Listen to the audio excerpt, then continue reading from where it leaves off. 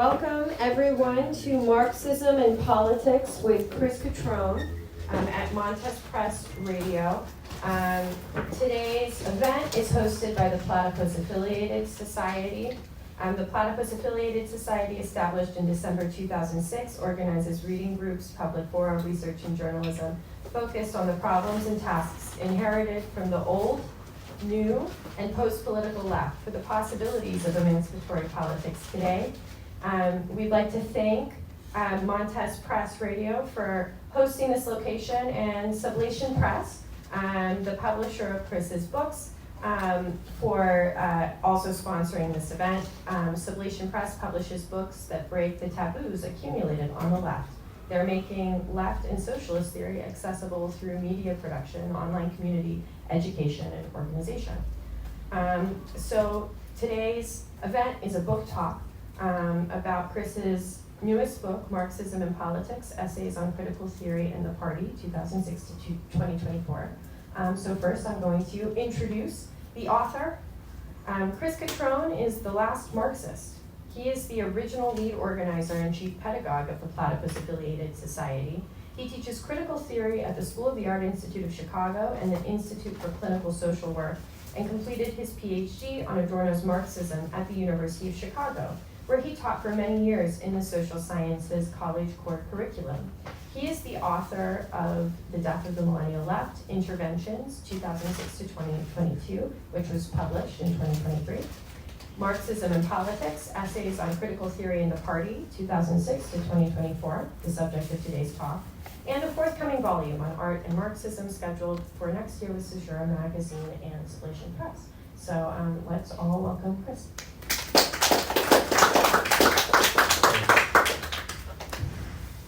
Chris, so to get us going, I wanted to ask if you could tell us a bit about how these books were conceived and the occasion for publishing both The Death of the Millennial Left as well as Marxism and Politics, and how the two books relate. Right. Okay, so let's take it back several years. So in 2018, I edited a volume that Platypus Publishing released called Marxism in the Age of Trump. And it basically collected some writing that I did, but also panel discussions that we held and other authored articles, for instance by Boris Kagarlitsky and Leonie Edinger on the Trump phenomenon. At that time, I thought, okay, I should have a complementary volume of my more theoretical writings. So the idea of collecting my writings that I had done in a kind of pedagogical mode for Platypus on Marxism was conceived of back in 2018 because I thought that a certain moment historically had been reached, a certain sort of beat could be measured in 2018 after the election of Trump, and this is the time of the squad election after the DSA turn of the Millennial Left. So in 2017, I wrote an article that was included in Marxism in the Age of Trump called The Millennial Left is Dead.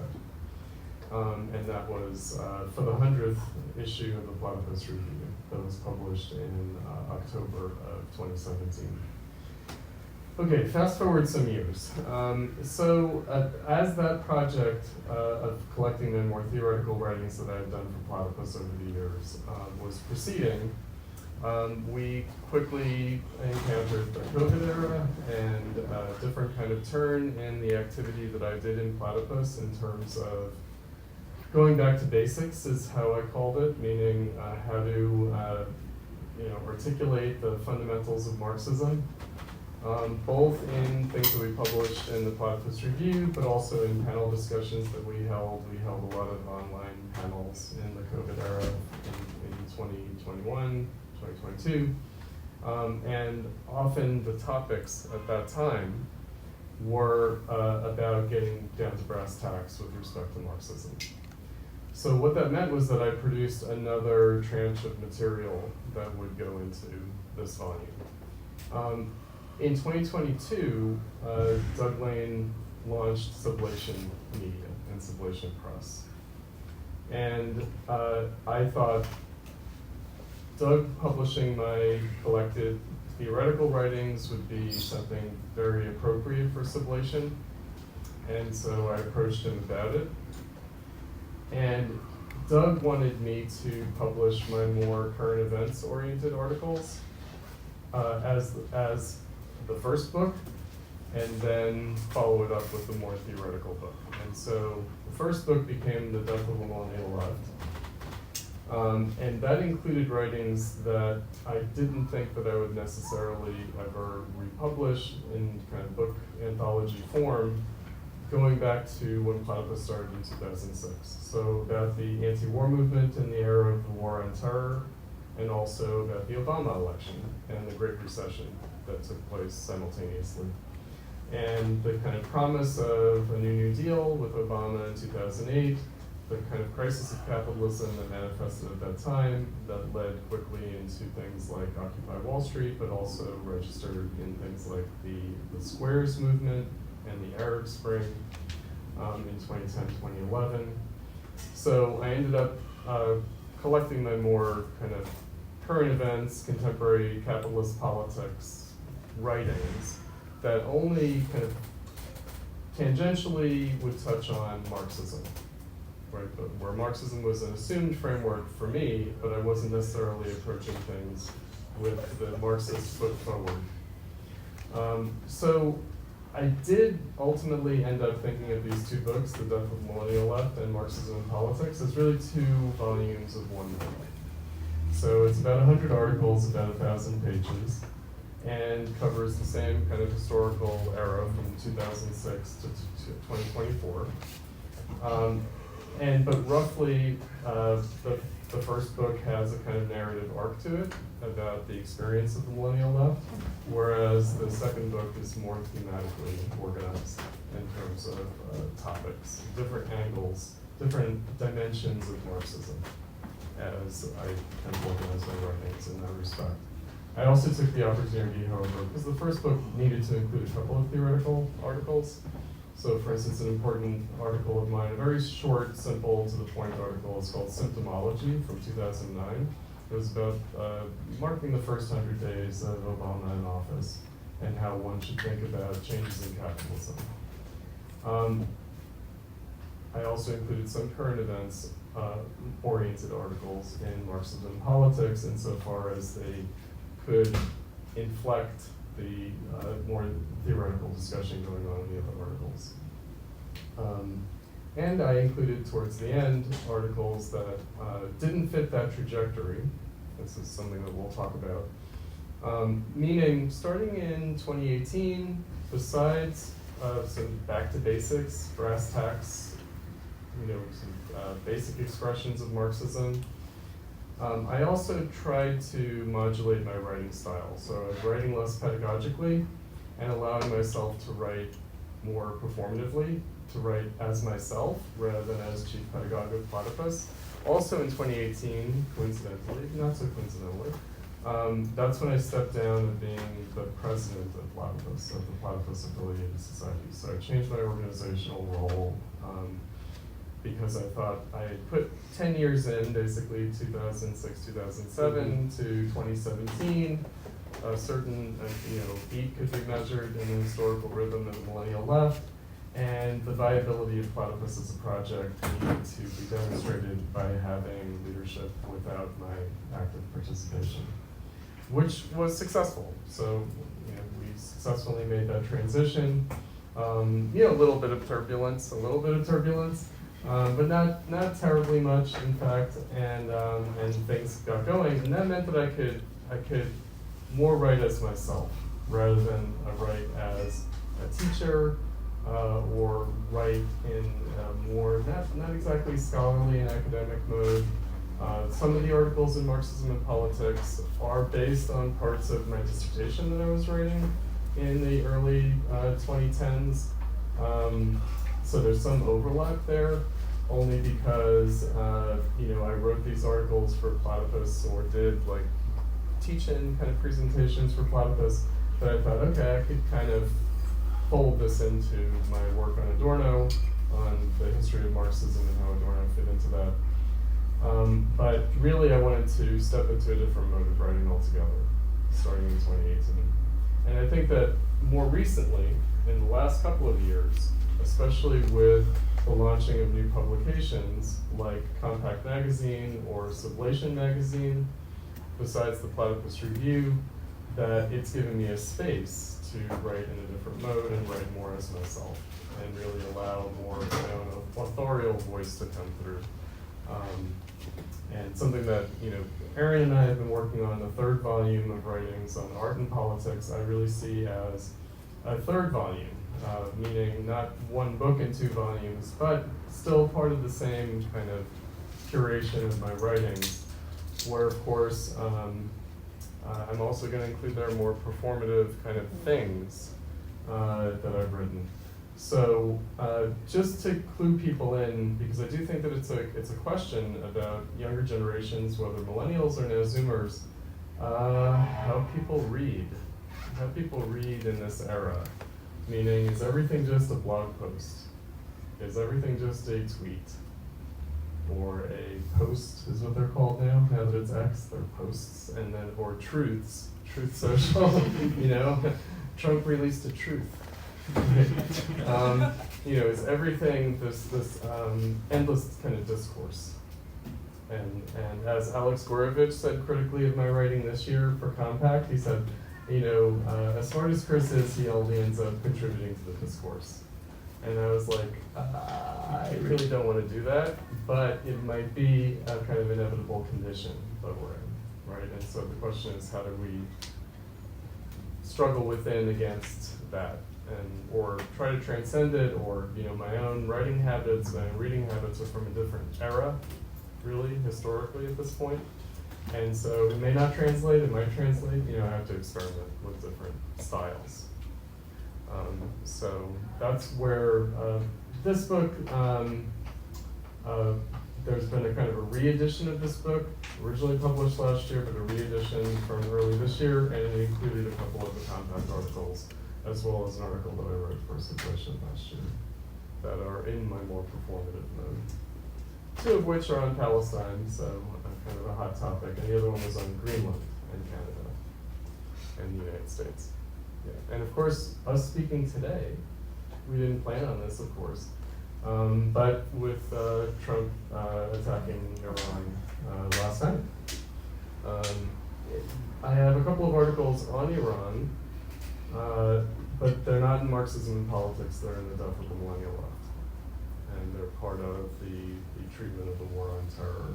And they also fit in with the Arab Spring moment because of the Green movement in Iran, the election controversy that broke out in Iran in 2009 was an early registration of the crisis that erupted more broadly in the Arab Spring, motivated by some similar things. Austerity policies by the government, coming out of the economic crisis, etc. So Chris, if you were to kind of advise a young internet adult,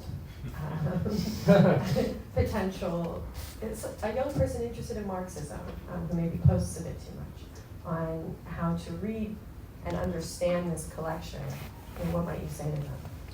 Oh boy, where do you even begin?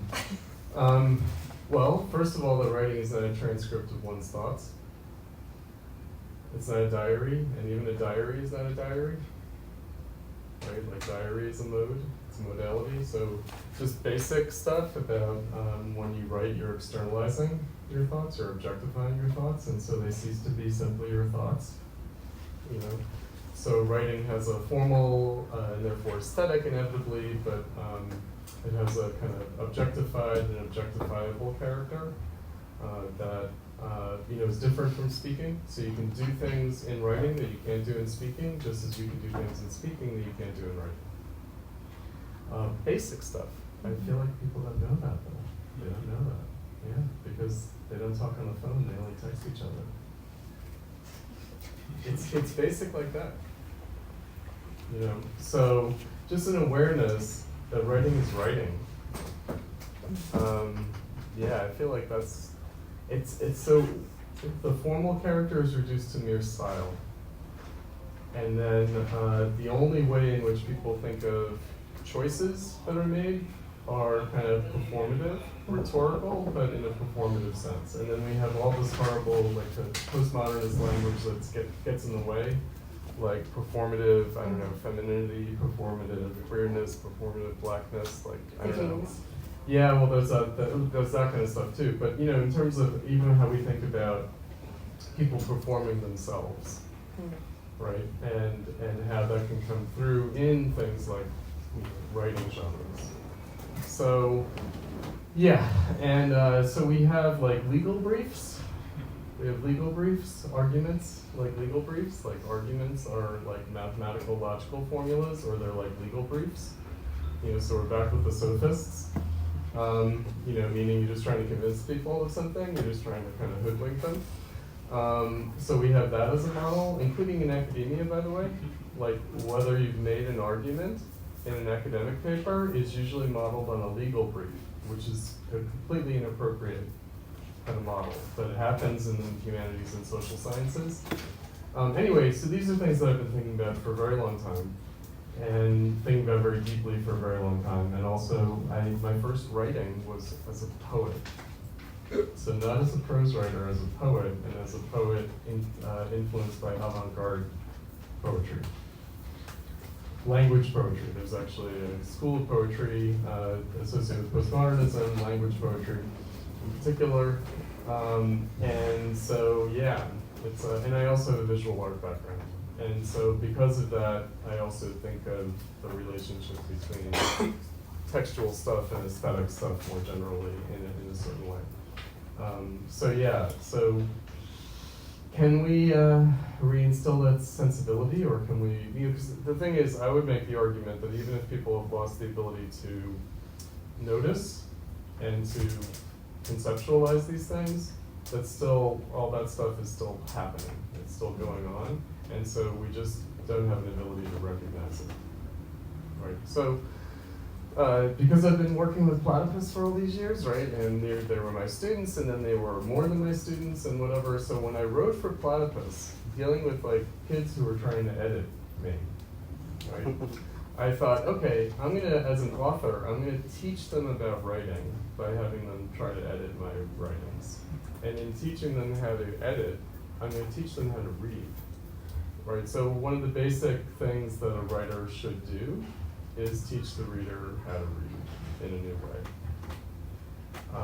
And so rather than just assume a certain kind of literacy or a certain kind of reading style, you should try to affect that reading style, change it, right? So is something worth writing? No, not if it's just communicating information or just, you know, discursively enunciating something. No, something's worth writing only if it, in some small way, changes how people read. Anyway, that's my opinion, that's my ethos. Sorry, I thought that should be said, but. No, and I can understand it as one of the students who experienced that teaching process. I want to bring up a couple of ways that you described the book, Marxism and Politics, in the foreword, and then maybe you could talk about it a bit. So actually there's many descriptions of the book in the foreword, so I'm just going to go through a few. So you say that a lot of the writings, especially the earlier platypus writings, come from a self-conscious attempt to turn the pedagogy of platypus on Marxism outwards during periods of downturn on the Millennial Left, meaning after kind of large movements like the anti-war movement or Occupy, and during the kind of quieter periods in between. Another way that you describe the writings is as an annotation on Marxism, that it can't replace an engagement with reading, actually, the primary sources about which you write. Another way you describe it, and especially this is, again, the kind of earlier writings, is that they come out of two major debates, which were facilitated by Mike McNair, the leader of the Communist Party of Great Britain, the first being a debate about Lenin and the meaning of Lenin, circa 2011 to 2014, and the second being a debate about Lukács and the meaning of Lukács's history and class consciousness. And finally, you say towards the end of the foreword that you feel as though, you know, through writing these articles and really through the experience of platypus in that period, that two tasks were coming into view. And this gets really to the subtitle of the book. One being the necessity of a socialist party, and the other the necessity of a Marxist consciousness of it. Right. So I was wondering if you could talk about kind of these different ways of thinking about the book. Okay, so but there's a lot to talk about in this sense. Meaning, so Platypus started in 2006, and then kind of formally, adopted organizational rules in 2007 because we were doing things like hosting public events rather than just having an informal, more or less informal reading group, and then inviting authors of books that we were reading to come talk to us. That's what we did in 2006. Okay, so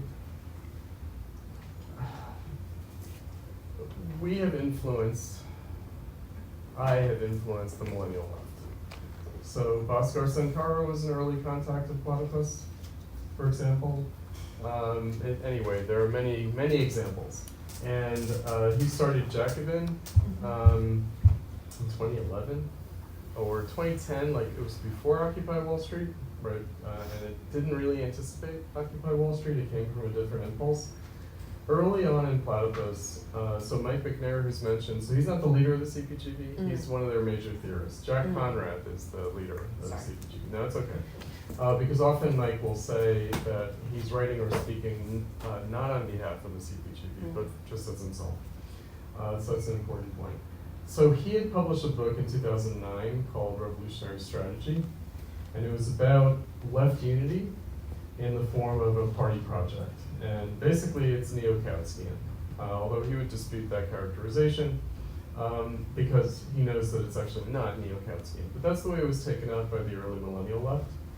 So there was an ambition with the early Millennial Left that ultimately the goal of the Millennial Left was to produce a socialist party.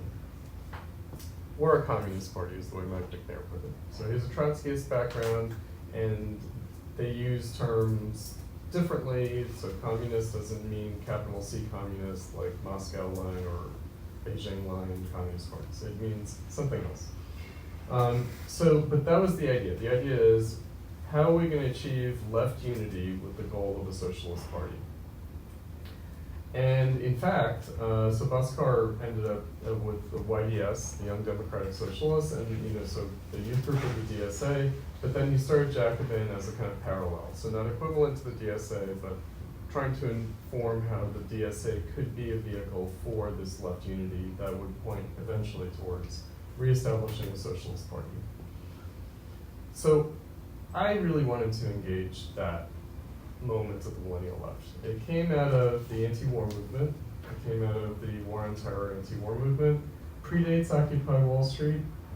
It was separate from, but related to, the new SDS, the New Students for a Democratic Society, that were founded in 2006 at the University of Chicago, and around the same time that Platypus came into existence.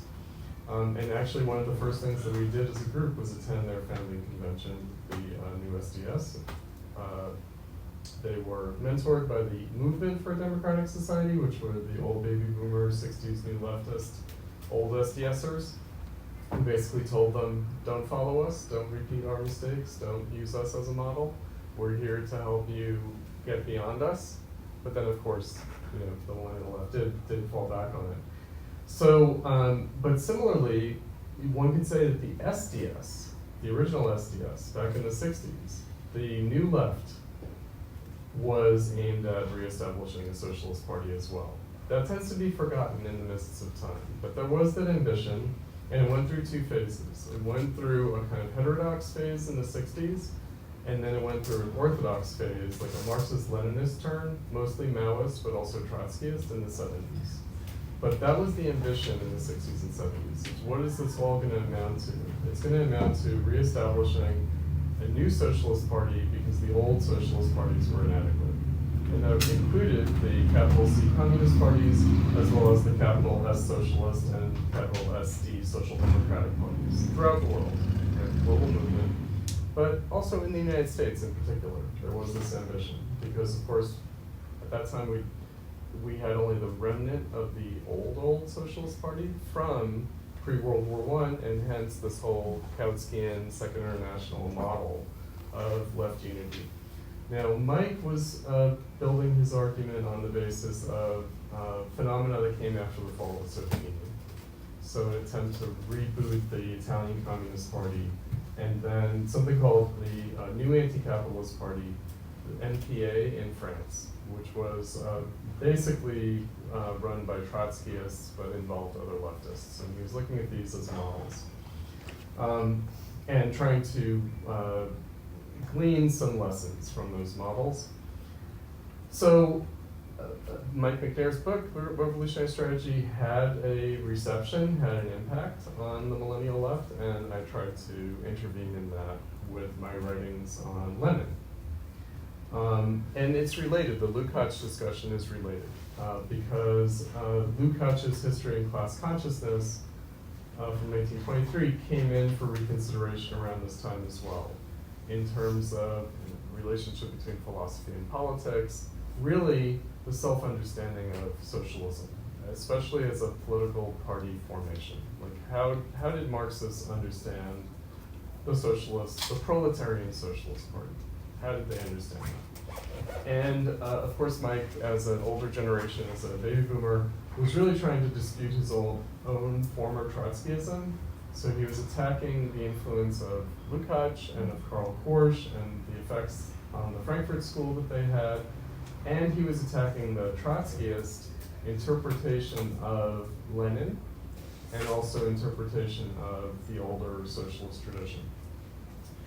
Lars Lee published a book around the time of the early Millennial Left called Lenin Rediscovered, and it was basically a retranslation of Lenin's What Is to Be Done, surrounded by this huge kind of historiographical scholarly apparatus. And this also was influential for the Millennial Left in terms of how they thought of reestablishing a socialist party. Lenin's What Is to Be Done is kind of a peculiar text, but it's habitually taken up on the left as a how-to manual on what aspiring socialists and communists and people trying to start a communist or socialist party should do. So they should have a newspaper and whatever, right? So just it's a little bit of a caricature travesty of Lenin, but anyway. So Lars Lee kind of reopened that question. So, like I said, I was writing those articles on Lenin and Lukács around the same time that I was finishing up my dissertation, so there was a lot of overlap. And I'll say this about, on the left, I'm probably, on the left, as opposed to in the academic world, I'm probably the Adorno person on the left. And Adorno also came in for reconsideration by the millennials, both academically, but also in a politically motivated way. And my contribution to Adorno scholarship is rediscovering, I mean, it was always sort of there and obvious, but rediscovering Adorno's Leninism.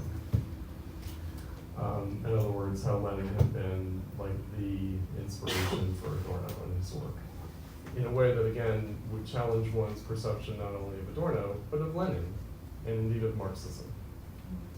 Right, so just to explain the overlap and those kinds of articles, and where they came from. And we engaged the CPGB, and we engaged the people that they were influencing here in the United States, and also elsewhere. There is such a thing as the Anglophone left. There's an Anglophone world, and there's an Anglophone left. And it is peculiar, but there's a lot of crossover. There's a lot of British influence on the American left. There's also a lot of American influence on the British left, but in a less acknowledged way, because usually the American left subordinates itself to the tutelage of the European left, whether the British or the French, right? Whether the Brits or the French for us. The Americans have this kind of intellectual inferiority complex. They feel like if someone in France says it, it must be true. Or something, I don't know how that exactly works. Whereas back in the day, in the 60s, in fact, the American New Left had a tremendous influence on the New Left throughout the world. On the British, the French, the German, the Italian, the New Left throughout the world. And in fact, the American New Left was very pivotal in a way that tends to be forgotten by my generation, when the left became academicized and everybody taught their students books published by the British of translated French theory, like Louis Althusser. Yeah. Yeah. Just one last question, Chris, before we open it up for the Q&A. I wanted to ask you, how do you see your writing, and especially your work in this book, in relationship to Marxism? Okay, so actually that gets us back to what we were talking about earlier in terms of the formal and even performative, like the rhetorical aspect of writing. So I have a literary background, I have a visual art background, but I also have a background as a Marxist. And I feel like the Marxists, for better or for worse, have also instructed me on how to read and also how to write. Dialectical writing. Dialectical writing, what is that? What does that look like? Because it takes many different forms. Even with Marx himself, there are many ways that Marx does dialectical writing, very differently from each other. And my close friend and colleague in Platypus, and certainly spiritual political comrade Spencer Leonard, in the last couple of years released 2 volumes of Marxist journalistic writings. 2 volumes, one on Bonapartism and one on imperialism. Really, it's, again, 1 volume, and there's going to be a 3rd volume on the Crimean War, and that's going to kind of round it out. He wrote introductions to, but he really kind of curated Marx's writings and did a deep dive. Some of the writings were well known, some not so well known. And Marx is very instructive. He's also imitated, but he's imitated in a way that tends to be less than how he should be instructive. And of course, he was imitated by other Marxists, he was imitated by other intellectuals, non-Marxists. He has been imitated by academics in the post-New Left era when academia became Marxist in a kind of spurious way. So there is that question of Marxism. There's the political question of Marxism, but then there's also the intellectual sense of Marxism. And so one of the challenges that I've had in my writing is writing dialectically, but without the dialectical object that historical Marxism had. So, in other words, writing sub-dialectically, but also trying to indicate the need for writing dialectically, even if we don't really have appropriate objects for a dialectical treatment. And so one of the things that we can talk about is ersatz dialectics, namely, here's a millennial favorite phrase, even though it predates them, cognitive dissonance. Cognitive dissonance is dialectics cognitive dissonance. It shouldn't be, and yet it becomes that. And I think that even that has to be registered in some way. So what I've done, especially in my more Trump-era writings, and in my writings this year especially, I've very self-consciously deployed cognitive dissonance as not as an ersatz dialectics, but as a kind of painful absence of dialectics. So I think that that's another aspect to be borne in mind. In other words, for a very long time it would have been taken for granted among Marxists that to be a Marxist means to approach things dialectically. And it's not just dialectical thinking, it's dialectical presentation, it's dialectical writing. And because in fact, in some ways, only writing can be dialectical, thinking can't really be, right? Another reason why it's important not to identify writing and thinking, because you can't really think dialectically, but you can write dialectically, and then you can challenge your thinking with the way you yourself write, right? But that's part of the process. And yet, my perspective on the historical moment that we've been in, and that we're still in, is that we don't have a proper dialectical object. Let me explain that. So, this is something articulated in my articles in the book. Marx is not a critic of capitalism. He's not the inventor of socialism or communism. No. So what is he? He's a critic of socialism, critic of communism. Meaning he wanted to develop the self-consciousness of the socialist and communist movement that existed, and the critique of capitalism that already existed. So he wanted to render socialism and communism dialectical in a way that he thought it was not. Or it was in reality, but not in self-consciousness. And I think that that's, in our time, who's Marx? Marx is, well, first of all, I'm in academia, so Marx is the class guy. He gives you like class analysis, class methodology. He's, all the toolkits, like little pieces, the wrenches in the academic toolkit, right? So you have Marx is your class tool, and then you have Judith Butler, who's your like gender tool, or whatever, right? And she really is a gender tool. But anyway. I can't stand the fact that she styles herself an Adorno scholar. But anyway, that's something else. She should have stuck with the French fries. That was her now. She's a Foucauldian, not an Adornian. So Marx is a class guy, but then the criticism of Marx is that he's a class reductionist. Right? You don't want to do class reductionism. And he's an economic determinist. So yes, economic analysis is important, but you can't like reify economics. You can't become an economic determinist. No, of course not. So they reduced Marx to the level of what he himself was trying to critique. And so the first association that people have with Marx and Marxism and why they're attracted to Marx and Marxism would be, oh, I want an economic analysis, I want a class analysis, I want this kind of method, right? But no, in fact, Marx is the critique of that. The critique of that. It's the critique of the reification involved in that method. So it's very difficult.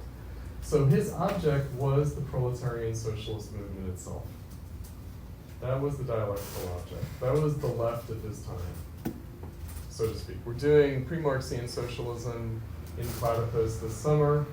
We're looking at socialism that came out of the Jacobin tradition, came out of the historical left, the left of the National Assembly in the French Revolution, both as pro and anti-Jacobin, right? So socialism coming out of both a kind of attempt to carry on the Jacobin tradition, but also criticize the Jacobin tradition and transcend it.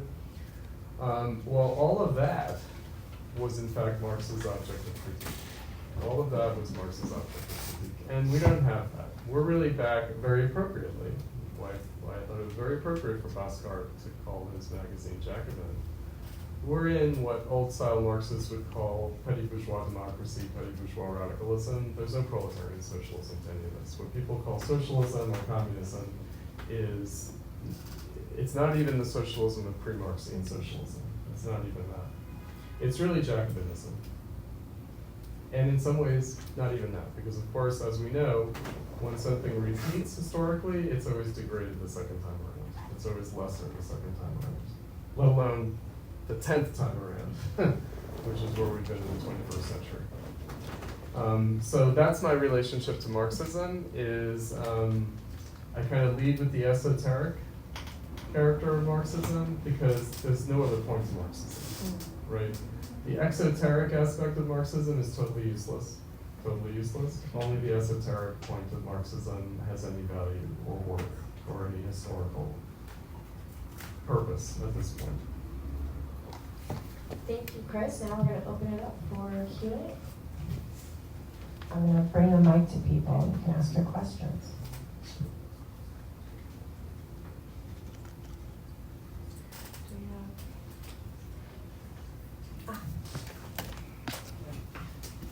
Hi, thank you for this talk, Chris. It's been really engaging, and one of the thoughts I was kind of having, because it kind of got brought up about like not having a dialectical object, that, and this problem of discourse, that, sometimes I wonder, specifically about, Platypus, that it does seem to have like a discursive relationship to the left. Mm-hmm. Trying to break down ideological obstacles does kind of mean that, we have to play a part in an ongoing discourse or an ongoing conversation.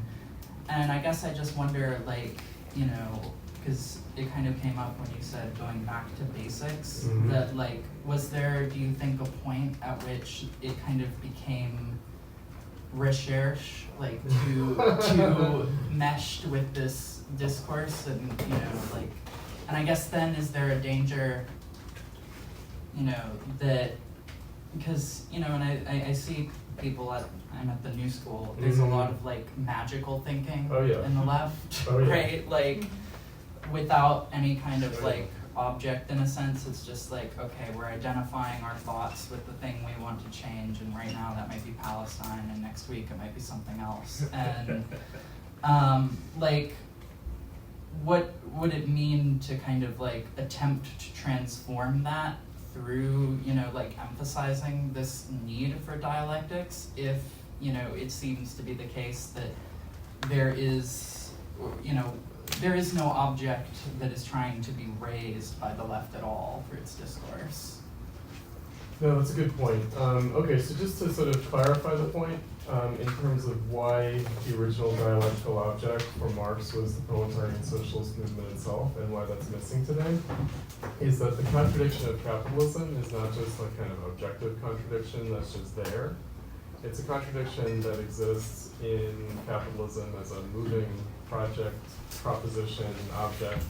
So, in some ways, and we have Marx to thank for this, called communism the real movement of history. But the real movement of history didn't mean some future that we're moving towards. He meant the real movement of history in capitalism, meaning capitalism is communism in its movement, but it's also the contradiction of that. And so what people have tried to do then, for instance, we'll just touch on Islamism, which I've studied through the case of the Iranian Revolution rather than through Sunni Islamism, although I know something about it. So a Marxist or some kind of quasi-Marxist or post-Marxist approach to Islamism would be to approach it as self-contradictory. But again, what that would mean is, okay, if Islamism is a self-contradictory kind of object and political movement and process, then its internal contradictions would also be related to its external contradictions, and so we'd be in the realm of Orientalism and Islam versus the West and civilizational struggle and whatnot. And so people think, okay, well, if you can look at the contradictions of like Orientalism and East versus West, and the internal contradictions of the Orientalist West, and the internal contradictions of Islam and Islamism, now as a movement to restore but transcend traditional Islam, and it's kind of like, okay, yes, maybe, okay, yes, but no, in fact, because I think that there's a political stake immediately in saying that the modern world is Orientalism, or it's imperialism, or it's West versus East, or it's the West versus Islam, versus it's capitalism. Meaning Iran's a capitalist state. Doesn't matter that it has Islamist ideology, any more than whatever crackpot ideology we happen to be under here at any given time. Wokeness, anti-wokeness, Trumpian nationalism, Christian nationalism, Catholic integralism, whatever, right? It's capitalism.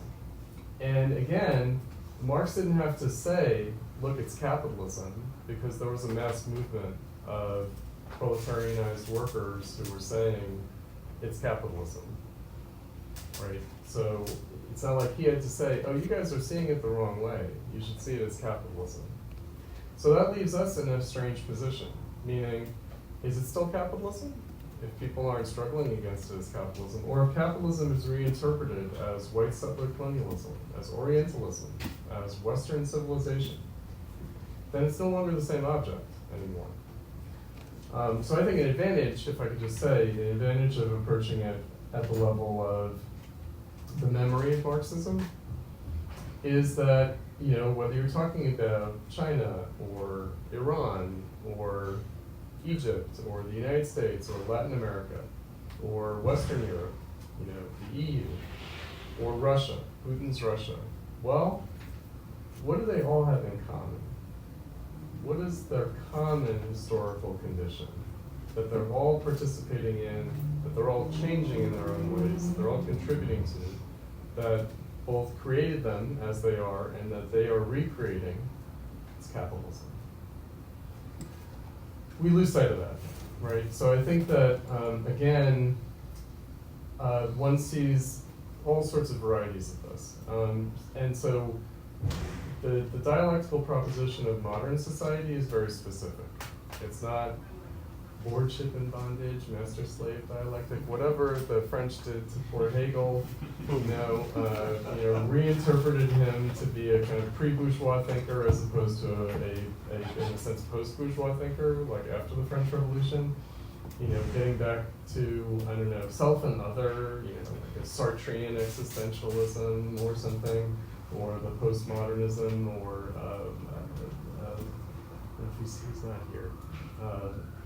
Student brought up with me Emmanuel Levinas, and his alterity, and it's like, that's not dialectics in this way. That's actually not dialectical, in fact. It doesn't point beyond itself. I'll speak of the devil, the devil will appear.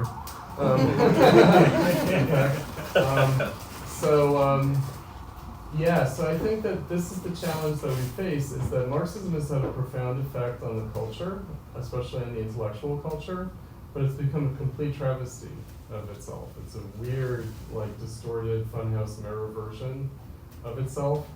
And the reason that Marxism had this intellectual influence is that it actually had a historical influence, but in a very obscure way now. In other words, it did contribute to making the capitalist world what it is now, but that effect was 100 years ago, and even before that.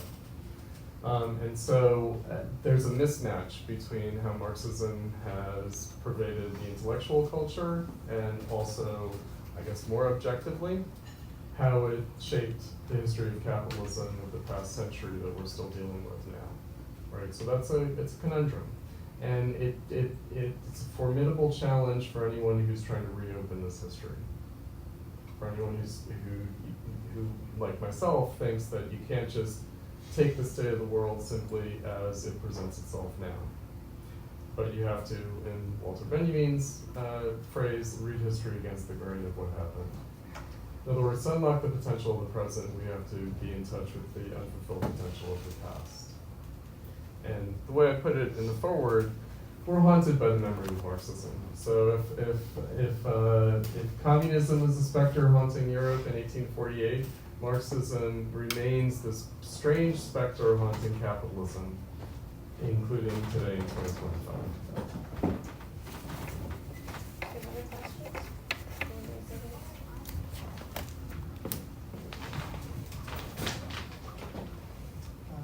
Chris, I just wanted to pick up on something that you talked about right before the Q&A, which was that socialism today, or at least socialism in 2012, 2013, was not even pre-Marxian socialism, but Jacobinism, like petty bourgeois radicalism.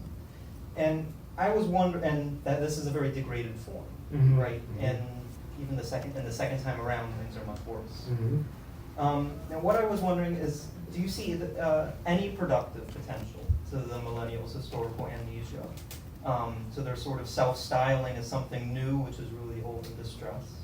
What I'm thinking of as a model is capitalist politics. So, of course, the Trump administration, which has been able to mobilize the millennials like J.D. Vance or Tulsi Gabbard, I guess right now most importantly, Hegseth, against the old Reagan party, right? So, he was able to use their instinctual repulsion from neoconservatism, in spite perhaps of the fact that they agreed with some of the conditions of possibility of neoconservatism, like the opposition to the bureaucratic state, as a tool to totally remake the American right. And I was wondering, could there have been something similarly achieved on the left? And could this historical amnesia have been a key to closing the failures of the 20th century that seemed to weigh on their minds in whatever deluded and deformed ways that they did? All right, I'm going to speak, I know that this is something that's controversial, that's annoyed people generationally, right? Whether one can meaningfully talk about history in generational terms, or whether that's just a marketing strategy of capitalist turnover, I mean, it is and it isn't, and obviously it starts with the 60s in some ways, and maybe even before that. However, I do think that a generational account is meaningful insofar as it begins to capture a historical moment. My Gen X experience is such that there was a real break in continuity on the left, and it happened with my generation, but it really registered with the millennials. And so the millennials were having to reconstruct things for themselves in a way that my generation should have, but didn't try to, and yet, of course, did, nonetheless. So we were very much under the tutelage of the boomer generation. We were self-consciously in the shadow. We felt like epigones. We felt like, all that we could do was imitate them. Whereas the millennials, there was a strong sense, as I mentioned, with the new SDS, the refounding of the SDS, the boomers themselves said to the millennials, don't do what we did. Don't get hung up on race. Don't get hung up on gender and sex. Don't do what we did, right? Don't be single issue. Don't define yourself as anti-imperialist because everything will disappear when the current war ends, and then you'll be ill-prepared for the next war, right? Of course, it was registered. Nonetheless, the ability to do that, the ability to follow that advice, was missing. So the way that I put it in Platypus, because I was out of the left between 1993 and 2003, right? So the Iraq anti-war movement started to politicize my students and even started to politicize me and my friends a little bit. But I was gone for a good 10 years. And coming back to the left and realizing, especially when Platypus started in 2006, okay, what is this going to be? And am I going to be giving young people the benefit of my generational experience when my generational experience was really kind of lacking? It was almost defined by a lack of an experience of its own. So the way that I formulated it was, we have to turn what is otherwise clearly a liability into an asset, namely the historical discontinuity, the historical break. So we have to really lean into it and make the most of it. And so I felt justified. I mean, I am the author of The Left is Dead, Long Live the Left. I came up with that. So what happened was we were doing the Platypus reading group, and it wasn't yet the Platypus reading group. My friends and I had thought about starting a leftist journal. This is what people do. It's a rookie mistake. Like reading The Phenomenology of Spirit or Marxist Capital. Like, there are these sand traps awaiting, right? And so we never started the journal, thank God, but I still like the name Platypus. And anyway, my friends Sunit Singh and Spencer Leonard were in London. They were doing research in London, and they went to the SWP in the UK, the Socialist Workers' Party, the historic organization of Tony Cliff. It's led by Alex Kalanikos. They have a Marxism conference yearly in London. In Chicago, where I've been living, the Cliffites in the United States, the International Socialist Organization, rest in peace, but they live on as Haymarket Books. They have a yearly socialist conference that is modeled on that Marxism conference in London. So Sunit and Spencer attended. They heard them chanting because there was a war that took place in 2006, in the summer of 2006. There was a Lebanon-Gaza war. There was a kind of Hezbollah, Hamas, Israel war, and people were chanting, we are Hamas, we are Hezbollah, at the Marxism conference. And Sunit and Spencer called me up and they're like, Chris, where's that journal that we were supposed to be starting? What are you doing, right? And I was like, now we might be doing something different with the kids, with the reading group, right? But they wanted me to write something that they could print up there and distribute at the Marxism conference. And so I wrote, what is a platypus? And then, where it's coined, the left is dead, long live the left. And then the kids back in Chicago were like, this needs some explanation. So then I wrote the short history of the left, right? You have to explain these dates and names that you drop in this thing, right? But anyway, that's what motivated it. And that very declaration, the declaration of continuity in discontinuity. The left is dead, long live the left. The king is dead, long live the king. Right? So continuity through discontinuity, but marking the break, marking the discontinuity. At that time, the discontinuity was the passing of the boomer generation as an active political force. Because at the time, when I wrote The Left is Dead, and when I thought of it, I had certain people in mind. Who's dead? Adolf Reed, Moishe Postone, the Spartacist League, my teachers. I realized that they were gonna maybe influence the millennials and influence this new radicalized youth cohort, but they themselves were not gonna be able to really see it through. They were not gonna be able to really give them what they needed. And so I had to put my own mentors to rest, if you will, and say, you know what? They're not going to be able to help these young people in the way that the young people are tasked to take up the struggle for socialism. And so I, as an intermediary generation, was just going to say, no, right? You might want to be Postonians or Reedians, or you might want to be Trotskyists or whatever, but some kind of Leninist, it doesn't really matter now with some Trotskyism. There are differences, but ultimately the way it's taken up in activist milieus, it just means the same thing. It serves the same purpose. It serves as ideological rationalization. And so I think that that's really the thought figure that we had, which is what kind of possibility exists in discontinuity rather than in continuity. And it is, to use a phrase from Tim Walz's wife, a chance to turn the page. Turn the page. And yes, we will turn the page. Well, anyway, certainly I've been thinking that for a long time. Can we turn the page on the 20th century left? Can there be a millennial left? Can there be a left for the 21st century that isn't the left of the 20th century?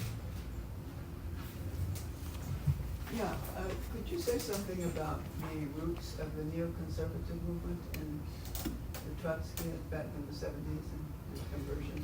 Right, okay. By the way, I lived in one of the homes that Trotsky lived in Mexico City, so that's my connection. All right, so that's an obscure history. So I kind of feel like, okay, there are the neocons and there are the neocons. There are the Straussian neocons, there's like the Paul Wolfowitz type neocons, and then there's the sort of Jean Kirkpatrick type neocons. So there's the sort of second wave Cold Warrior neocons, and then there's, even though it's not really equivalent to this, but related project for a New American Century neocons. And they sort of came together, but not really, with George W. Bush, because I think that the original Trotskyist turned neoconservative in the Cold War, I think that moment had really passed, and so there wasn't such an active influence. What you had instead was a bizarre phenomenon. Christopher Hitchens. Christopher Hitchens, right? Who was an important sort of star in the firmament in early Bibles. As someone, and he wasn't alone by any means. There were several. There was Fred Halliday. There were many. Basically, ex-New Left Trotskyists who became supporters of, or very equivocal on the war on terror and the Iraq War in particular. So, because I think it's the Iraq War, and that's the war that's recalled now with the Trump attack on Iran. The question of regime change and all this.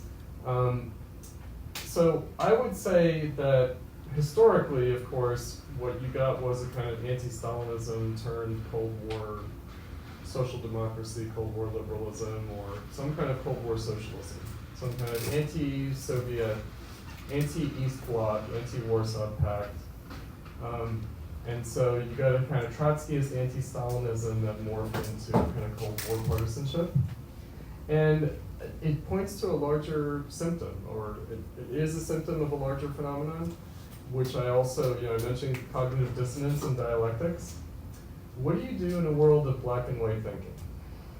What do you do in a world where, so I teach at the Institute for Clinical Social Work. I teach social workers, practicing psychotherapists. I teach them theory. I teach them some Freud and some Marxism, but also other things, philosophy of science, epistemology, etc. But anyway, I have to deal with them at their professional level. And black and white thinking as a trauma response. Black and white thinking as a trauma response. Right? So if we were to diagnose black and white thinking, meaning you're on this side, you're on that side, that at some basic level psychologically it's a trauma response. In other words, the loss of the ability to deal with shades of gray, the loss of ability to deal with things in a non-polarized way. Right? So in other words, in the Cold War, wasn't the problem in the Cold War that it was a false polarization, to use an old Marxist phrase? And really that should be the substance of Trotskyism, if you will. But instead it became anti-Stalinism, right? So it became undialectical. We could put it that way as well. Meaning the only thing interesting about Trotsky or Trotskyism was the attempt at a dialectical critique of Stalinism, which eventually did find a kind of strange echo with New Left neo-Stalinism, with Maoism, because Maoism could also be seen as an attempt to have a dialectical critique of Stalinism. So that's why I always used to think that at the end of history, it will be like an episode of Star Trek from the original series, where it's the Yangs versus the Combs, right? It's basically like in a post-nuclear apocalypse world, the last remaining are like the Americans and the Chinese, but I always thought it will be the Trotskyists and the Maoists, right? So that's the way I understand it, because I also see like European neoconservatism, like French neoconservatism, doesn't come from Trotskyism, but it does come from Marxism. It comes from Maoism. There are a lot of like New Left Maoists who became French the equivalent of neocons, usually at a more cultural level than at a foreign policy level. So we associate neoconservatism with foreign policy now in the millennial era. There was a time when neoconservatism had a different meaning, like Daniel Bell called his approach to the problem of capitalism neoconservative, not traditional conservative. He called himself a socialist in economics, a liberal in politics, and a conservative in culture. And what he meant by conservative in culture was not like religious fundamentalism or this kind of crap. It was more like he wanted to hold on to the best parts of the Enlightenment and modernism against like dawning postmodernism and crappy pop culture. But anyway, so neoconservatism has all these different meanings, and I would, not want to reduce it to Trotskyism succumbing to Cold War dualism or Cold War polarized, like you're on this side, you're on that side. But they carried over the belief of perpetual revolution into a sort of perpetual war today. Well, maybe. From the other point of view. Yeah, okay, yes. And so I wrote an article earlier this year. Before Trump was inaugurated, he made a proposal to annex Greenland. He also had said that Canada should become the 51st state. So I was invited by Compact magazine to write an article on Greenland, on a Marxist case for the U.S. annexing Greenland. I don't really think there is one, but anyway, I wrote what I wrote, which was something else, which was more about what is the United States. So what is Greenland, what is Canada, what is the United States? So it was received by a writer at the Atlantic magazine, Jonathan Chait. He's one of the main columnists at the Atlantic. And he called me a horseshoe theory Marxist. Then, but basically he was trying to tar me. I think it was also the New Statesman article. I think he said later, like, if you're a weird Trotskyist, you might have this point of view. He Right. did call you a Trotskyist Right. at one point. But there was also Trotskyite Permanent Revolution Abroad. And that was the guy who wrote a criticism of me in the New Statesman. I'm forgetting his name off the top of my head right now. And I thought, oh, is that what it is? Meaning, is that what permanent revolution is supposed to be? Is it supposed to be, I don't know, the Soviet Union on the march? Is it supposed to be Trotsky as the leader of the Red Army, Trotsky as some kind of Napoleonic figure? I feel like that in and of itself is already a kind of slander of Trotsky, because that certainly wasn't what it was meant to be. But the neocon connection is, and I do think that this is a phenomenon, the idea that, well, the Russian Revolution might have ended, the Chinese Revolution morphed into something else, into a new form of capitalism. The French Revolution went through all the problems that it went through. The English Revolution kind of disappointed. The American Revolution continues, right? So the American Revolution continues, especially through the Civil War, etc. Because there is a history in American leftism of claiming the history of American revolutionism, like through the original revolution, through the Civil War. So Eugene Debs famously said that Jefferson and Lincoln, if they were alive in his time, they would not be Democrats or Republicans, but they'd be socialists. That was like a standard line. Now, did that mean an aggressive foreign policy? No. Especially because anti-imperialism was formative for Debs. So, and certainly the Trotskyists, I'm just thinking of the quote-unquote Trotskyists who exist today, they exist mostly in an anti-imperialist basis today. So they would, like the Maoists, especially in this kind of a moment, they would define themselves first and foremost as anti-imperialists. They would, the Maoists would say in a way that Trotskyists wouldn't, what I mentioned earlier, the new contradiction or the front contradiction is not capital and labor, but imperialism and anti-imperialism. Obviously, I don't agree.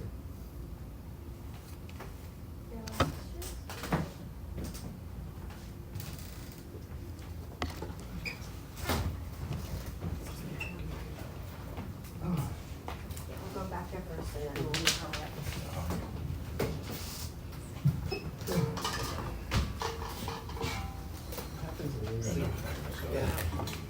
Is that going to help or hurt? I wanted to ask about the comment you had made towards the end of the talk about the esoteric value of Marxism. Careful, Erin. Just let it be, Erin. Being the significant part rather than the exoteric. The worthwhile part. Okay. And sort of relating to the thing about turning a new page. Because I was thinking about the sort of like landscape and ideological obstacles that you're sort of reckoning with in your writing and that Platypus deals with. And that there's a lot there that might be easy to dismiss at an intellectual level, especially for people in Platypus, but it has this compelling and maybe more plausible character to it than a lot of Marxism does. And I think a lot of that has to do with the fact that there's also this like turning a new page impulse there, whereas in Platypus we might say that Antiquarian, right? right, we might want to forget the 20th century. They're saying we should forget about Lenin and we should forget about Marxism, we should forget about the workers' movement. And of course the failure of Marxism is part of what makes all of that so much more plausible and compelling. That's right. And so I guess there is this idea of like having Marxism in our back pocket as we engage in the world, as a way of not just being this antiquarian sort of phenomenon. Right. So maybe is there, I guess, how do you think about that relationship of preserving this esoteric character and turning a new page or, you know, engaging in the world? Okay, so, all right, a couple of ways of coming at this. So, you mentioned a phrase that I came up with in the last year, which is Marxism in the back pocket. So that came out of a podcast. So this is the other thing that I've been doing the last couple of years. Mostly under the excuse of promoting these books, but then it's taken on a life of its own, as everything always does. With Eamon, Stephen Solitary, a debate that he moderated between me and Alex Grant, who was the former leader of the IMT, a Trotskyist group, International Marxist Tendency in Canada, but then was purged. And he came in raring for a fight on me as like a Frankfurt School critical theory person, right? So Trotskyism versus Frankfurt School. That was the way it was originally kind of conceived, probably by Eamon and also by Alex Grant. And I just said, well, part of the problem with our conceptual categories, especially when thinking of them as analytic, is that implicit in analytic categories is action. In other words, some kind of practical action is implicit in any kind of analysis. And that part of the problem is that nothing is actionable right now from the standpoint of proletarian socialism, and that impairs our ability to have an analysis. That it impairs our ability to really use concepts analytically. And so concepts are debased to a kind of descriptive character. And even then, the descriptive character has a normative character, so the magical thinking that we were talking about earlier, it's almost like if you call something something, as opposed to calling it something else, then that is political, right? And that somehow will affect the world, right? So if you want to stop the genocide in Gaza, you can't call it a war, right? Because we call it a war, and it's not a genocide, and therefore you are giving into the genocide, and indeed you're enabling the genocide, right? And so, of course, the difference between a genocide and a war is that a war has two sides, a genocide doesn't. Meaning, there was no war that the Jews were carrying on that caused them to be genocided by the Nazis, other than in some fever dream of Hitlerian fascism where the Jews have been at war with the Aryans from time immemorial, and their method is capitalism, right? But no, right? So magical thinking, concepts implying analytic use, which suggests actionability in some way, practical purchase on reality in some way, but then concepts losing that function and becoming merely descriptive, but then also becoming in a strange way quasi-normative. That when you describe the world, you're describing it somehow as you think it should be, as it ought to be.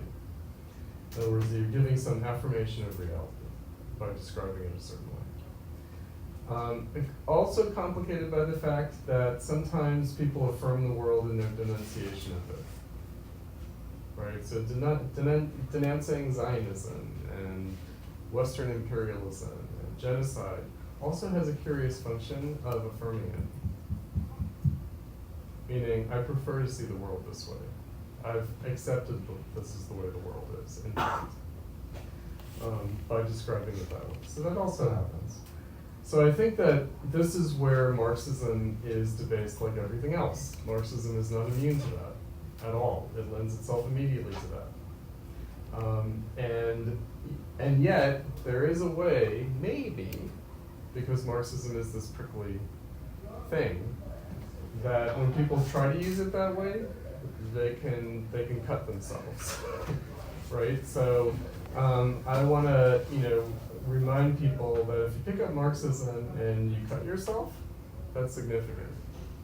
Meaning, if there's some kind of, again, cognitive dissonance, or it's a little painful, little something that doesn't fit, that happens when you try to be a Marxist or try to apply a Marxist analysis, that's what people should be paying attention to. The unassimilated, the unassimilable, again, against the grain. When you rub something against the grain, usually it's abrasive, right? So Marxism should be abrasive. Marxism should not be something you can swallow easily. It should get stuck in your throat, in fact. Otherwise, it's not Marxism. So this is the problem that we're dealing with, however, right? So in terms of the ideological obstacles question, and how to make them apprehensible, I mean, look, so Platypus was not polemical. Like we defined our project early on. It's an educational project. How do people learn? How do people learn? And the problem with polemic, with debate, is that I've seen enough of it, and I've seen enough of it on the left, and I've seen enough of it on the academic left, and I've seen enough of it under the guise of Marxism to know that actually this is not the way anybody learns. It's really not. And in fact, it's the opposite. It's a miseducation in a profound way. So we were never going to host debates. We were going to host conversations. We were going to be accused of being a talk shop, and we were going to lean into that. We were going to be the talk shop and try to get what could be gotten from that. And I think that someone early on around Platypus, this Trevor Bark, called us halftime team talk for the left. Halftime team talk for the left, right? Meaning this is not the public square where we're going to hash it out, where we're going to have like a political, resolution at Platypus events. No. It was going to be a conversation. It was going to give you food for thought. To use a Nietzsche expression, it was going to give you stuff to chew on. It was going to give you things to ruminate on. And that was the point. That's what we could do. That's something that was needed, but it's also something that we could do. It was necessary but not sufficient to have a reborn left, but still necessary, and also something that we could actually do, at least to some extent. Now, insofar as we've done it, and we've had an effect, the effect has nonetheless been maddeningly indirect. And I'll describe that, I'll characterize that for a moment. Namely, did people engage Platypus events, walk away, and then allow themselves a rethink? And repose things, get out of the old rut, get out of the old debates? No. But what they did do was say, we don't want to think those thoughts that Platypus is trying to make us think. And so we have had an effect on, indirectly, and also unintentionally, of degrading the left. We've actually actively contributed to the crudity of the left over the last 20 years. Because so many people on the left have been motivated to be not Platypus. And that goes for Jacobin, it goes for the CPGB, it goes for the Marxist humanists, it goes for everyone that we've engaged, everyone who has taken us up. It also goes for the ACP, Carlos Garrido and Haas, right? They know Platypus. They've known Platypus before they themselves. The RCA, the PSL, the Spartacus League, all these people. Absolutely. Oh, the Spartacus, of course, right? But in terms of who's au courant, or maybe not today, maybe just yesterday, but basically, not Platypus, which led all the way to Alexander Dugin. No, really, Haas started with Lukács and Adorno, and he ended with Dugin. And how did he do that? Not Platypus, right? And he says, if you stay, as Chris does, with Lenin, you end up a Trotskyist or a Frankfurt School theorist, and we don't want to do that. And we want to embrace the positive content of socialism, and that means leaving Marxism behind. And it turns out Alexander Dugin is the better, Heidegger is the better philosopher of the Russian Revolution, and Alexander Dugin is the philosopher of, socialist construction in the 21st century. Alrighty then, right? Good. We've had that effect. It's been maddening the last 20 years to observe that going on, but it's good that it's also being articulated explicitly, right? But more by the Zoomers. The millennials, I think, had to sort of read us without acknowledging and argue against us without mentioning, and it degraded them mightily. So we've sped up the process of the disappearance of Marxism, and that's inevitable, and therefore all for the good. Nietzsche, if something's falling, give it a push. Even if it's only an illusion of agency. We've had the agency. Okay, so we have a question here, and then afterwards a question back there I think I saw. Okay. Yeah, I think you partially already answered this, but as you were talking about the function that these essays serve, as you were trying to intervene in the education of the millennial left, I was just curious about the function that they serve now, when you're collecting them and you're trying to put them out there for people who did not have the experience of the millennial left. All right, so that's a good point, because I think if I had brought out my collected theoretical writings in 2018, it would have been a different moment than in 2023 and 2024 and now 2025. So what has happened in the meantime?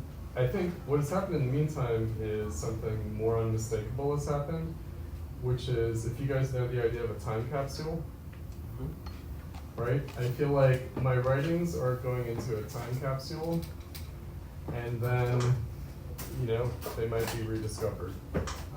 Or,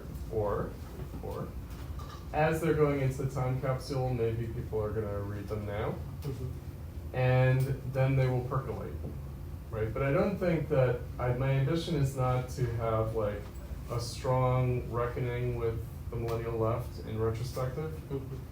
I think that some people did do that with the first book, with the Death of the Millennial Left. Like Alex Hochuli of Alpha Bungo wrote a review essay of basically what has happened between Occupy and now, and took up my book as like really core to his argument about like, okay, insofar as that Marxism had any place in it, then Chris is challenging, you know, what we think about Marxism. That was good.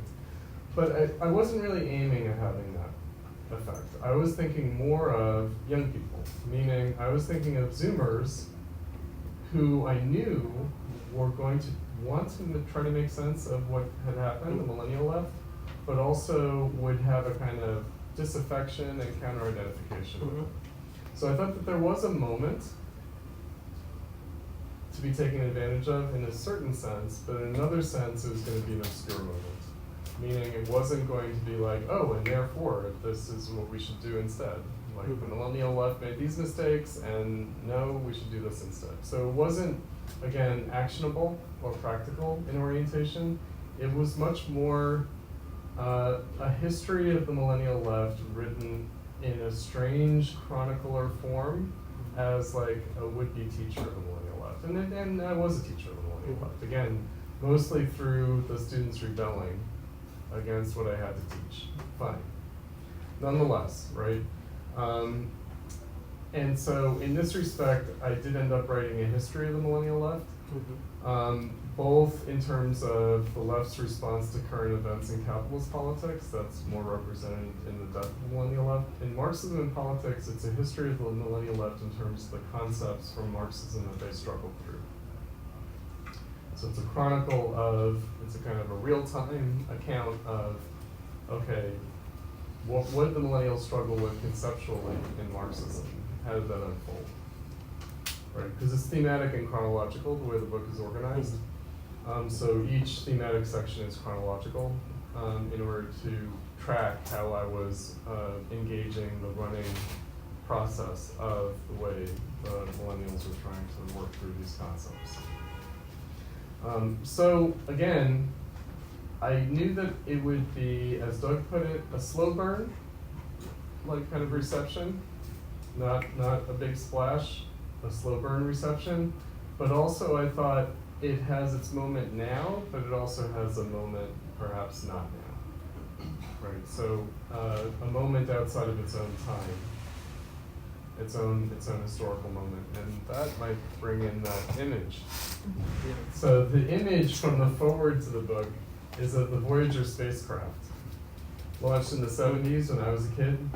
And thinking of my writing being like inscriptions on the Voyager disk, on the golden disk on the Voyager spacecraft, meaning what kind of a strange window into the 60s and 70s is that? Right, is this like representation of the earth and humanity?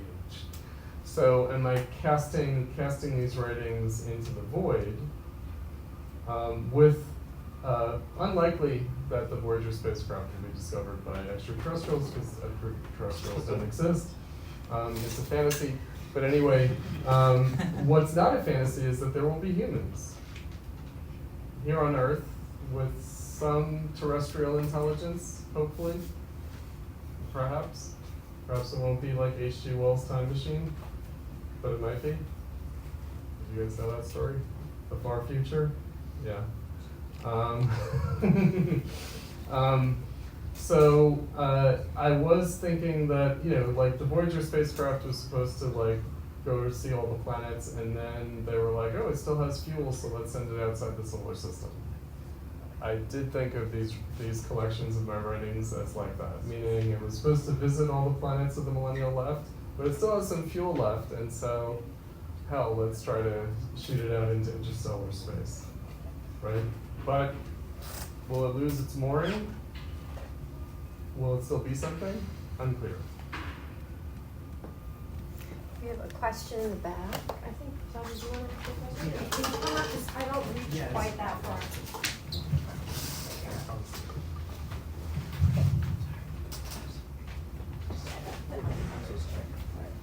So you were talking a bit about the dialectical materialism, and it reminded me of this section in Korsch's Marxism and Philosophy. And I'm going to borrow up the quote, but where he says, paraphrasing Marx, that figuring out how the earthly forms can generate the heavenly forms, right, is like the core essence of dialectical materialism. And I'm taking that from him, which is that when we want to understand, like, say Israel or like the Israel-Palestine conflict, we really have to understand like how like Benjamin Netanyahu is like understanding and interpreting reality to really get the core essence of what is going on. Would that be what you're trying to say or what he's trying to say? Okay, so that's another aspect. So I talked about Ersatz dialectics, meaning like, okay, so I've written with some memory of dialectics in mind, but aware of the fact that I can't really do dialectics in quite the same way. So it's Ersatz dialectics. What you're talking about is the other side of it, which is Ersatz immanent critique. Yeah. So I do think, just at a basic level, at a very basic level, it's important to try to understand the self-understanding, to grasp the self-understanding of political actors. I think that another bad habit of mine that we get from Marxism is attributing a kind of objective intentionality to things. You know, so like Israel wants to genocide the Palestinians. It doesn't matter what the conscious, deliberate intentionality of any Israeli politician is. It's just the Zionist entity is there and therefore is about genociding the Palestinians. And again, that term is used elastically. There's a UN definition. It includes cultural genocide. So any kind of ethnic cleansing, that's genocide. It doesn't involve necessarily killing people. But we're talking about something else. I think that the bad habit of mind of attributing a kind of objective intentionality, I think that recently was Ben Burgess who said that Trump wants to screw over the workers. It's one of these people, right? Trump wants to screw over the workers. And it's like, well, objectively that might be true. But subjectively it may not be that simple. Right, and I think that it is important in the political domain as an initial determination, as a first pass on things, to start with accepting the self-understanding of the political actors. And that can be hard to do because we have to get through the rhetoric, right? In other words, they don't always intend, give us a clear representation of their own intentions. But an advantage of Trump is that he's so amateur hour and he's dotty and he's whatever, that you get it anyway, right? In other words, even though he may not want to, tell us his true intentions, it comes out anyway. And so I do think that taking something in its own terms, which means taking something in its self-understanding, is important as a starting point. You can't end there, but you have to start there. So immanent critique, and again, we don't have a proper object of immanent critique. So ideology critique as dialectical, but ideology critique as immanent, meaning what was the ideology, what was the bourgeois ideology, what was the false consciousness that Marx critiqued? It was proletarian socialism. It was the call to abolish private property. That's what Marx thought was bourgeois ideology. The call to abolish private property is bourgeois ideology. It's the most bourgeois ideology.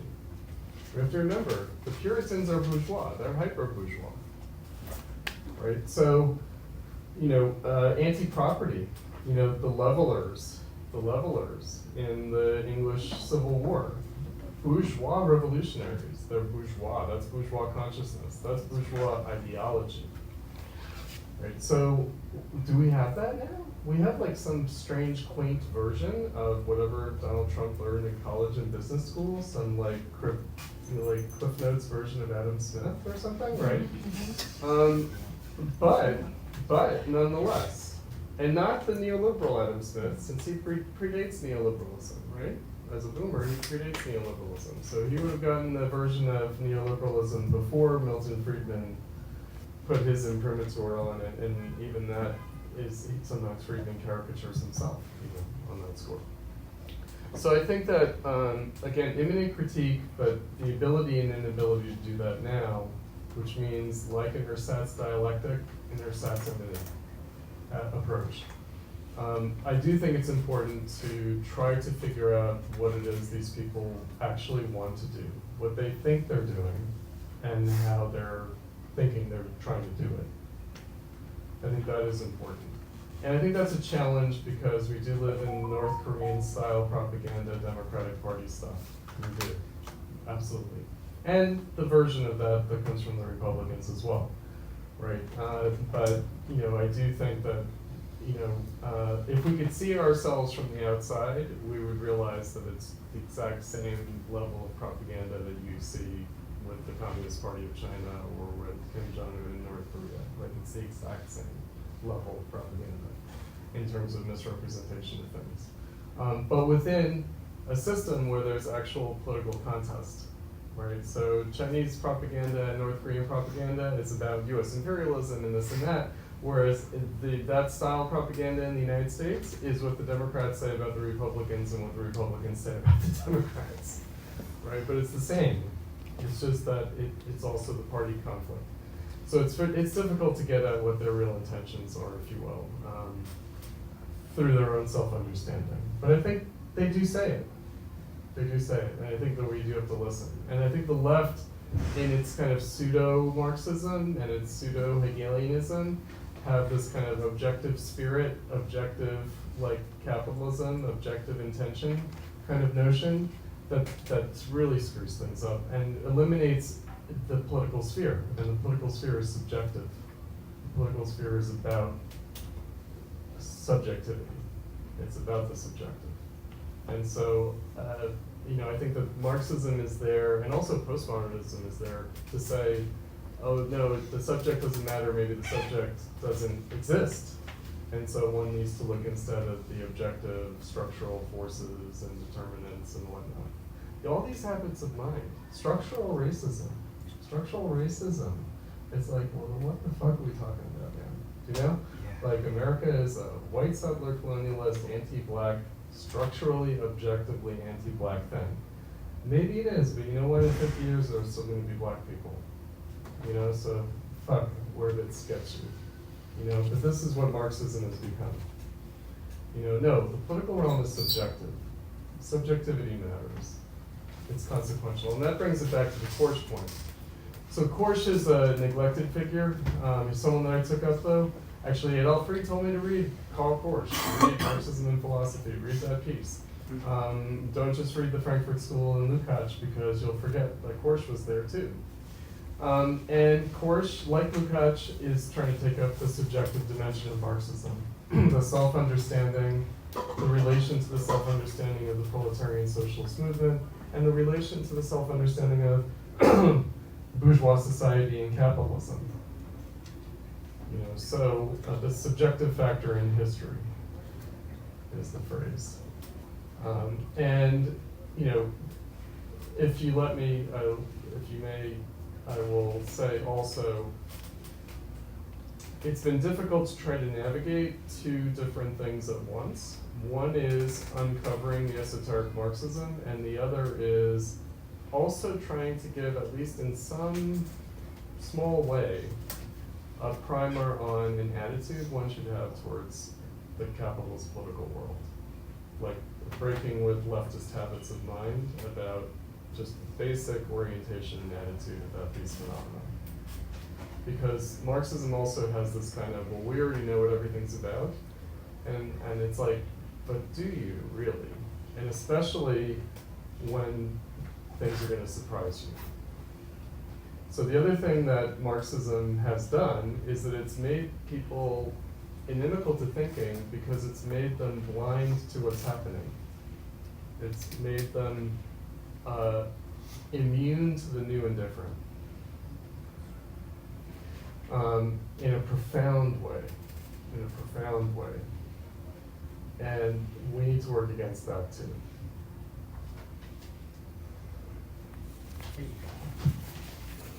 Okay, I think we're all getting pretty sweaty. I can maybe take one more question if there is one. Okay, thank you, Chris. Oh yeah, thanks a lot, Erin. Great stuff.